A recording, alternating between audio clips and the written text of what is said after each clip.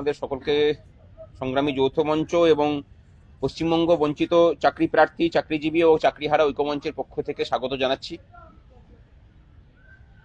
2025 সাল আমরা দেখেছি যে মাননীয় মুখ্যমন্ত্রী নিজে বিধানসভায় যে বাজেট অধিবেশন হয়েছিল, বাজেট পেশের সময়ে উনি বলেছিলেন, আমরা তার আগে থেকে বলে আসছিলাম বিগত 2 বছর ধরে, যে পশ্চিমবঙ্গের সরকারি দপ্তরগুলোতে 6 লক্ষ শূন্য পদ পড়ে আছে, সেখানে নিয়োগ হচ্ছে না। সেগুলোতে যদি নিয়োগ হয় তাহলে যেটা সুবিধা হয় সেটা হচ্ছে পশ্চিমবঙ্গের শিক্ষিত ছেলে মেয়েদেরকে কাজের জন্য অন্য রাজ্যে যেতে হয় না। অন্তত 5 লক্ষটা পরিবার বাঁচতে পারে, 5 লক্ষ মেধাবী ছেলের পেশাগত সংস্থান হতে পারে। 25 সাল পেরিয়ে গেল, সেই নিয়ে কোনো কার্যকরী পদক্ষেপ এই রাজ্য সরকার ঘোষণা করেনি যাতে করে এই যে লক্ষ লক্ষ শূন্যপদ সেগুলোতে পূরণ হতে পারে। বরং আমরা উল্টে দেখেছি যে এই সময়কালের মধ্যেই হাজার হাজার সরকারি চাকরি যারা করতেন স্থায়ী পদে, তাদের চাকরিগুলো চলে গেছে। এই পরিস্থিতিতে আমরা নতুন বছরে সরকারকে বলতে চাই যে কাল বিলম্ব না করে সমস্ত শূন্য পদে নিয়োগের উদ্যোগ গ্রহণ করুক সরকার, এবং যারা বিভিন্ন পরীক্ষা দিয়ে রেখেছেন, প্যানেলভুক্ত হয়ে আছেন, তাদেরকে নিয়োগের ব্যবস্থা করুক। যারা অস্থায়ী কর্মচারী আছেন, আপনাদের শুনলে অবাক হবেন, আপনাদের বাড়িতে বাড়িতে যারা জল পৌঁছে দেন, সেই পিএইচই ডিপার্টমেন্টের এই জল সরবরাহ করার কাজ যারা করেন, ভাল্ব মানে মেশিন যারা চালান, পাম্প অপারেটর যারা, ভাল্ব যারা অপারেট করেন, বিগত 6 মাস ধরে গোটা রাজ্য জুড়ে তারা বেতন পাচ্ছেন না। তাদের বেতন খুব সামান্য, 9,000 থেকে 12,000 টাকার মধ্যে। অথচ বিভিন্ন জায়গাতে আড়ম্বর দেখানোর কোনো খামতি এই রাজ্য সরকার কিন্তু ভোটের আগে রাখছে না।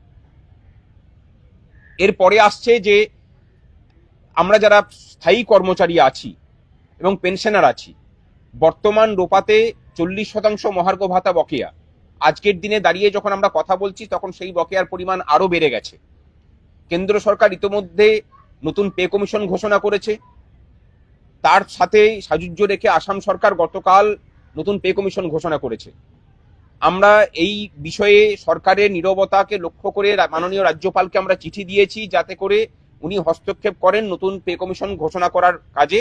আমরা সেই চিঠির অনিরুদ্ধতা আমাদের কনভেনার তিনি তুলে ধরেছেন। রাজ্যপালের সাথে সাক্ষাৎ চেয়েছি। এই সাক্ষাৎ হওয়ার পরেই আমরা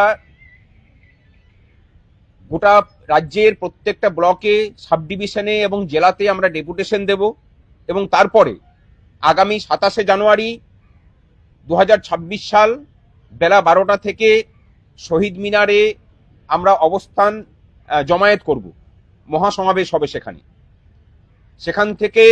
এবং তার আগেই আমরা সরকারকে সময় বেঁধে দিচ্ছি যে আমাদের অনতি বিলম্বে সমস্ত ধরনের বকেয়া পূরণ করুন, শূন্য পদে নিয়োগের ব্যবস্থা করুন, এবং যারা চাকরি প্রার্থী দীর্ঘদিন থেকে বসে আছেন তাদের সাথে আলোচনা সাপেক্ষে তাদেরকে নিয়োগের ব্যবস্থা করুন, এবং সেগুলো সব বিধানসভা ভোটের আগেই হওয়া চাই। তাতে যদি কাজ না হয়, ফেব্রুয়ারির প্রথম অথবা দ্বিতীয় সপ্তাহে আমরা নবান্নের সামনে অবস্থান বিক্ষোভে বসবে এই দুটো মঞ্চই যৌথভাবে, এবং সেখানে যদি কোনো অপ্রীতিকর ঘটনা ঘটে তার দায়িত্ব সম্পূর্ণরূপে রাজ্য সরকারের উপর বর্তাবে। এবং তাতেও যদি কাজ না হয় তাহলে রাজ্য জুড়ে আমরা সমস্ত সরকারি ক্ষেত্রে লাগাতার ধর্মঘটের দিকে যাব। ধর্মঘটের দিন এখনো পর্যন্ত ঠিক আমরা এই কারণে করিনি, যেহেতু আমরা চাই যে আলাপ আলোচনার মাধ্যমে সমস্যাগুলোর সমাধান হোক। আর এই যে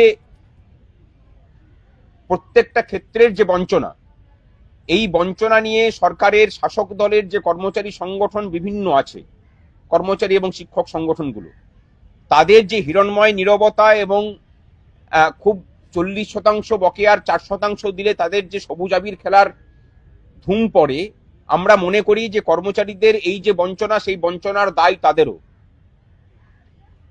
সুতরাং তাদেরকেও প্রমাণ করতে হবে যে তারা কর্মচারী সংগঠন, কর্মচারীদের স্বার্থ রক্ষা করাটাই তাদের প্রাথমিক কাজ।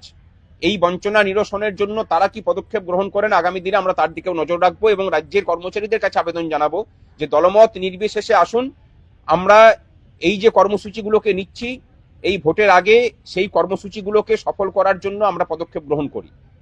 এবং তারই সাথে গোটা রাজ্য জুড়ে প্রত্যেকটা ডিপার্টমেন্টে আমরা নতুন পে কমিশন গঠন সহ সমস্ত যেসব দাবি দাবাগুলো রয়েছে এগুলোর জন্য গণস্বাক্ষর কর্ম নিয়ে সেই সমস্ত গণস্বাক্ষর আমরা নবান্নে জমা দেব।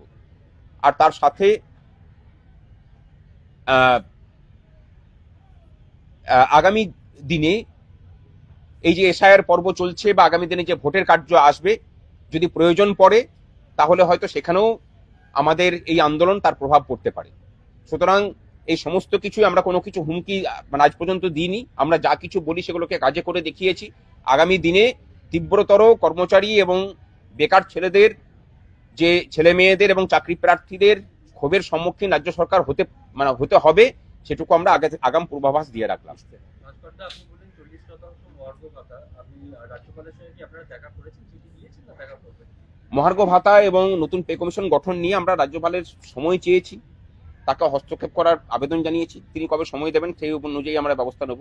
এবং তারই সাথে আরো একটা বিষয় বলে রাখি, সামনে যেহেতু বিধানসভা নির্বাচন আসছে, আমরা খুব পরিষ্কার করে বলতে চাই আমাদের যেসব দাবি দাওয়া রয়েছে সেই দাবি দাওয়াগুলো প্রথম শ্রেণীর রাজনৈতিক যে দল তাদের ইস্তাহারে সামিল করবে এবং ক্ষমতায় এলে পরে সেগুলোকে মিটিয়ে দেওয়ার প্রতিশ্রুতি দেবে, আমরা তাদেরকে সমর্থনের বিষয়ে সদর্থক ভাবনা চিন্তা রাখবো। আপনি বলছেন যে 27শে জানুয়ারি সমাবেশ হবে, আপনাদের দাবি দেওয়া না হলে পরবর্তীকালে 1 তারিখ 2 তারিখ ফেব্রুয়ারি মাসে আপনারা নবান্নের সামনে বড় ধরনের আন্দোলন করবেন, কিন্তু ধর্মঘটের কথা যেটা বলছে সেটা কি বাংলা বন্ধ? না, বাংলা বন্ধ বলতে আমরা সেটা পরবর্তী ক্ষেত্রে সেটা ঠিক হতে পারে, কিন্তু আপাতত সেটা সরকারি ক্ষেত্রগুলোতে ধর্মঘটের মধ্যেই সীমাবদ্ধ থাকবে। পরিস্থিতি যদি সেদিকে গড়ায় তাহলে বাংলা বন্ধের দিকে যেতে হতে পারে। আর 1 তারিখ 2 তারিখ নয়, ফেব্রুয়ারি মাসের, আমরা সেই ডেটটা এখনো পর্যন্ত ফিক্সড করছি না। আমরা আশা করছি যে 27 তারিখের পূর্বেই সরকার আলোচনায় বসে এই সমস্যাগুলোর সমাধান করবে। যদি সেটা না করে থাকে তখন ফেব্রুয়ারি মাসের ফার্স্ট উইক বা সেকেন্ড উইকে আমরা নবান্নের সামনে অবস্থান বিক্ষোভ শুরু করব। অনিরুদ্ধ দা আসুন। আচ্ছা দেবাশিস, তুমি বলো কিছু। বঞ্চিত চাকরি প্রার্থীদের মঞ্চের থেকে দেবাশিস বিশ্বাস আছে, সে কিছু বলবে। সংগ্রামী যৌথ মঞ্চ এবং তার সাথে পশ্চিমবঙ্গ বঞ্চিত চাকরি প্রার্থী, চাকরিজীবী এবং চাকরিহারা ঐক্য মঞ্চ, আমাদের উদ্দেশ্য একটাই ছিল যে যারা এতদিন ধরে বিভিন্ন জায়গায় কলকাতার রাজপথে, গান্ধী মূর্তির পাদদেশে, মাতঙ্গিনীর পাদদেশে বছরের পর বছর বঞ্চনার শিকার হয়ে, দুর্নীতির শিকার হয়ে নিজেদের হকের দাবি, হকের চাকরি এখনো পর্যন্ত আমরা ফিরে পাইনি, এবং তার জন্য যতবারই আমরা নবান্নের দরবারে গেছি, যতবারই মুখ্যমন্ত্রীর কাছে আলোচনার জন্য প্রস্তাব রেখেছি, আজ পর্যন্ত কোনো সাড়া পাওয়া যায়নি।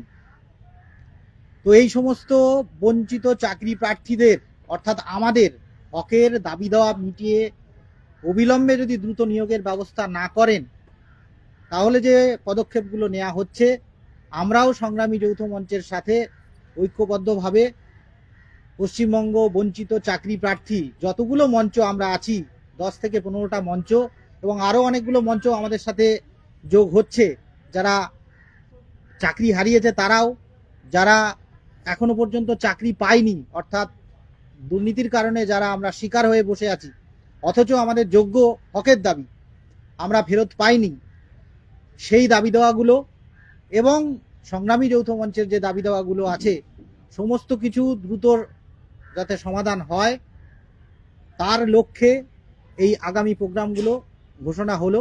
এবং সর্বতোভাবে এটাই জানিয়ে রাখি পশ্চিমবঙ্গের সমস্ত মানুষের কাছে, সর্বস্তরের মানুষের কাছে, যে আর বসে থাকার টাইম নেই।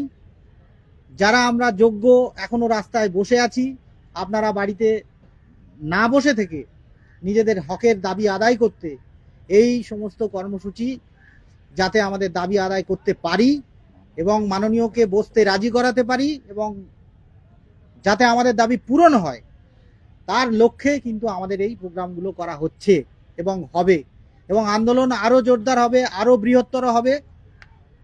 আমরা কখনোই বিধ্বংসী কোনো চেহারা নিইনি, কিন্তু আমরা চাই না যে নেপালের মতো পরিস্থিতি হোক, আমরা চাই না যে বাংলাদেশের মতো পরিস্থিতি হোক। আমরা চাই শান্তিপূর্ণভাবে, এখনো আমরা মাথা ঠান্ডা রেখেই আমরা চাকরি প্রার্থীরা রাস্তায় বসে আছি বা ধর্ণা কর্মসূচি করে যাচ্ছি বা বিভিন্ন ডেপুটেশন দিয়ে যাচ্ছি।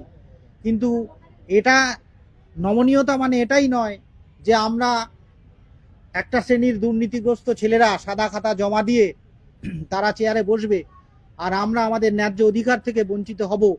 এটা কখনোই হতে পারে না, হতে দেবেও না। তাতে যদি আমাদের প্রশাসন, পুলিশ প্রশাসন আমাদেরকে মানে চাকরি প্রার্থীদেরকেও যদি গুলি করে মেরেও দেয়, আমরা এক বিন্দু জমি ছাড়বো না। এবং এই আন্দোলনে আমি আশা করি পশ্চিমবঙ্গের সমস্ত বুদ্ধিজীবী এবং চাকরি প্রার্থী তো অবশ্যই, এবং যারা চাকরিজীবী আছেন তাদের লড়াই নিয়ে লড়ছেন বা আমরাও তাদের সাথে সামিল হয়েছি।